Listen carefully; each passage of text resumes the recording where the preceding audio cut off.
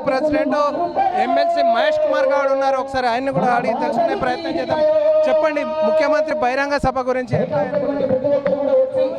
జీవన్ రెడ్డి గారి గెలుపుకు బాట వేసే బహిరంగ సభ ఇది.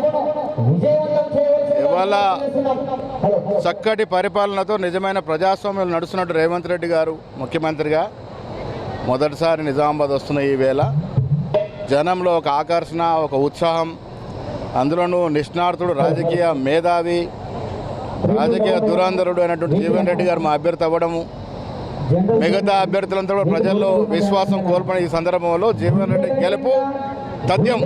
ఆ గెలుపుకు బాటేయడానికి రేవంత్ రెడ్డి గారు ఇక్కడికి వస్తున్నారు. మీ సొంత జిల్లా ఇది.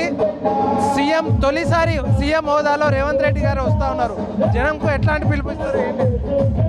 రేవంత్ రెడ్డి గారి పట్ల దినం దినం విశ్వాసం పెరుగుతూ ఉంది. ఒక చక్కటి పాలన, మాటిస్తే నిలబడే వ్యక్తిగా ముందుకు పోతే తరుణంలో మొదటిసారి వస్తున్నందుకు వారు స్వాగతం పలుకుతాం. ప్రజల్లో కూడా మంచి ఉత్సాహం ఉంది. రేవంత్ రెడ్డి గారు ఒక్కసారి చూడాలని ఉత్సాహంతో జనం వస్తూ ఉన్నారు. 6 గ్యారెంటీల గురించి ప్రజలకు ఏం చెప్తున్నారు? ఆపోజిషన్ వారు చెప్తున్నట్టుగా అబద్ధాలు చెప్తా ఉన్నారు. 6 గ్యారెంటీలో మెజారిటీ అంశాలు ఇస్తూ ఉన్నాం. అది ఉచిత బస్సు కావచ్చు, ఇన్సూరెన్స్ కావచ్చు, గ్యాస్ సిలిండర్ కావచ్చు, రకరకాల అంశాలు పరిపూర్ణంగా ఇస్తూ ఉన్నాం. ఇస్తలేని అబద్ధ ప్రచారం చేస్తే ప్రజలు నమ్మే పరిస్థితి లేరు. డెఫినెట్గా 6 గ్యారెంటీలు ప్రతి అంశాన్ని ఇచ్చి తీరుతాం. ఇప్పుడు ఎంపీ పార్లమెంట్ నియోజకవర్గంలో మీ ఎజెండా ఏమిటి?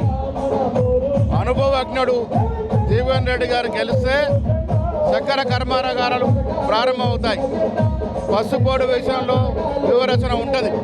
రైతాంగం సొంతంగా రైతు అయినటువంటి జీవన్ రెడ్డి గారే పోటీ చేస్తూ ఉన్నారు. ఒక రైతు నాయకుడు అవుతే రైతు రాజ్యం వస్తుంది.